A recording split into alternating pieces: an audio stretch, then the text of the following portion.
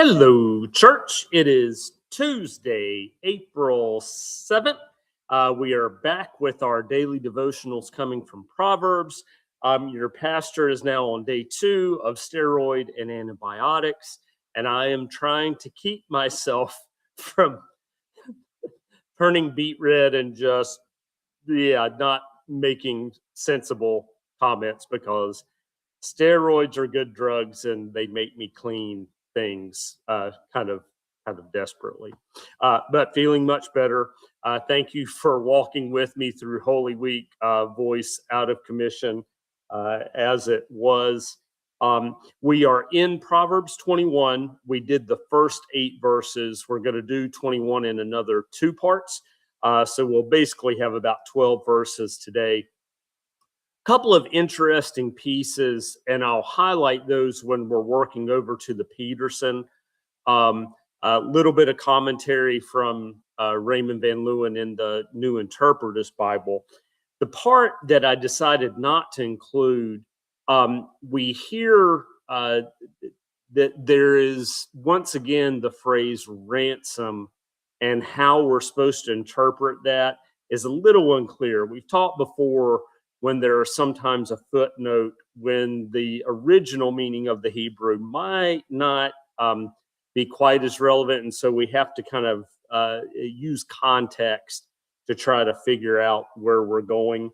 I do like what Peterson did with it. So that's why we're going to use the counterbalance of that point. So we'll begin our reading with verse 9 from the New Revised Standard Version. It is better to live in a corner of the housetop than in a house shared with a contentious wife. The souls of the wicked desire evil. Their neighbors find no mercy in their eyes. When a scoffer is punished, the simple become wiser. When the wise are instructed, they increase in knowledge. The righteous one observes the house of the wicked. He casts the wicked down to ruin. If you close your ear to the cry of the poor, you will cry out and not be heard. A gift in secret averts anger, and a concealed bribe in the bosom, strong wrath. That's an intriguing verse as well, and that's one that we'll give you Peterson's counterbalance on. Our next focus verse. When justice is done, it is a joy to the righteous, but dismay to evildoers. And that's just important. Whoever wanders from the way of understanding will rest in the assembly of the dead. Whoever loves pleasure will suffer want. Whoever loves wine and oil will not be rich. The wicked is a ransom for the righteous, and the faithless for the upright. So that's the one we have some uncertain Hebrew in. It is better to live in a desert land than with a contentious and fretful wife. Precious treasure remains in the house of the wise, but the fool devours it. Whoever pursues righteousness and kindness will find life and honor.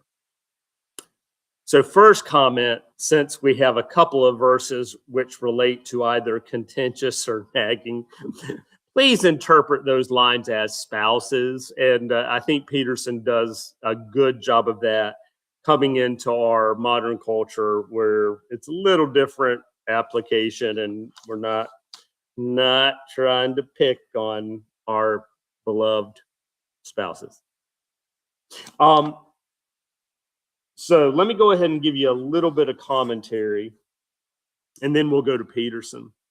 And this is his second part in his reflection. To do righteousness and justice is God's basic requirement for Israel and its king, and for humans in general. This the wicked refuse to do. The prophets also insist that worship or sacrifice without justice is not pleasing to God. The basis for this is that Yahweh is creator and Lord of every inch of reality, which God made in wisdom and righteousness. Now, a couple of Peterson portions before we do the whole kit and caboodle.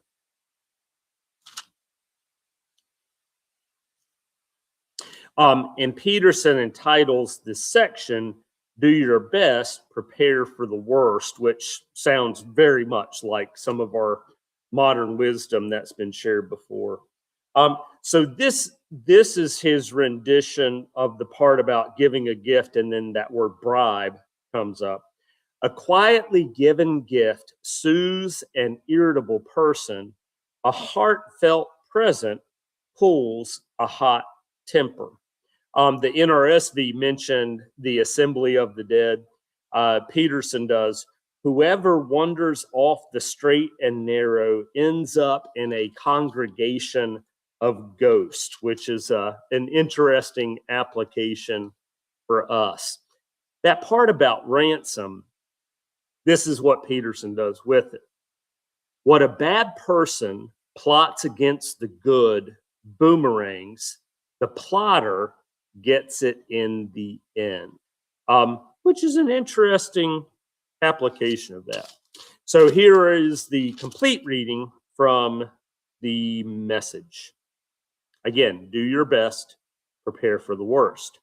Better to live alone in a tumble-down shack than share a mansion with a nagging spouse. Wicked souls love to make trouble. They feel nothing for friends and neighbors.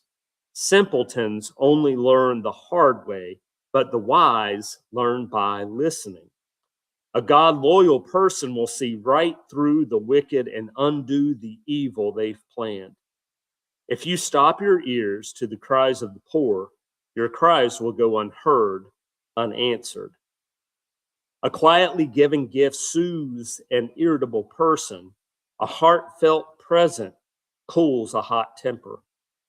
Good people celebrate when justice triumphs, but for the workers of evil, it's a bad day.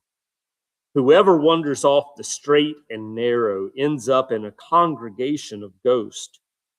You're addicted to thrills? What an empty life. The pursuit of pleasure is never satisfied. What a bad person plots against the good boomerangs, the plotter gets it in the end. Better to live in a tent in the wild than with a cross and petulant spouse. Valuables are safe in a wise person's home. Fools put it all out for yard sales. That is a rich image. Not even recognizing the things that we should still be holding on to and value, and just giving those away. Whoever goes hunting for what is right and kind finds life itself, glorious life. And that'll be our break for today. We'll be back with you tomorrow as we finish up Proverbs 21 and continue our journey. Continued blessings in this season of resurrection. Hope you all enjoyed your Easter festivities, whatever those may have taken place and whatever you may have done. And if you just took a nap, God bless you. Have a wonderful day, and we'll see you tomorrow.